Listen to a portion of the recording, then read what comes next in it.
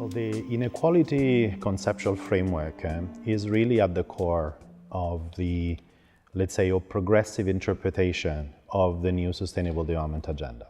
Because by exploring multidimensional nature of inequalities across economic, social, political, ecological domains, as well as across vertical and horizontal and spatial and intergenerational inequalities, it really exposes structures of power within societies. So it gives us a very powerful tool to describe our current reality in the way in which our traditional approach couldn't help us. At the same time, they also offer a powerful tool to analyze these differences and to put in relationship prosperity with poverty. And this really exposes the analysis of our current economic strategies and how they are benefiting some versus the largest majority of people.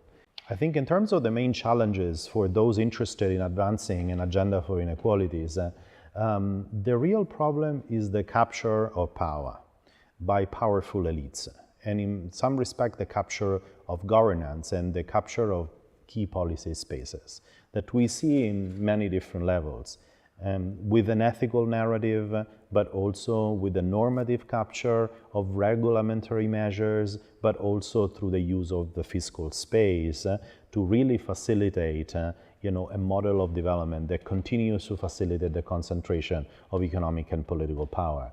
So the issue is not so much stating an objective in terms of tackling inequalities, but confronting those political economies that somehow limit the capacity of the state to really advance in that particular agenda. Over the past period, we've seen a pattern of globalization that has been fairly homogenizing and hegemonic.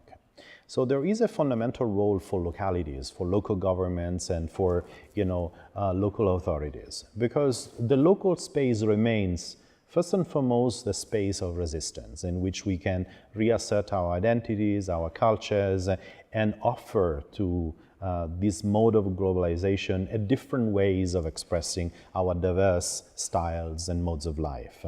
But it's also a way of constructing an alternative. I am very profoundly convinced that the key to the way forward has to do with our reappropriation of food and food sovereignty. And food sovereignty is something which is fought at the local level.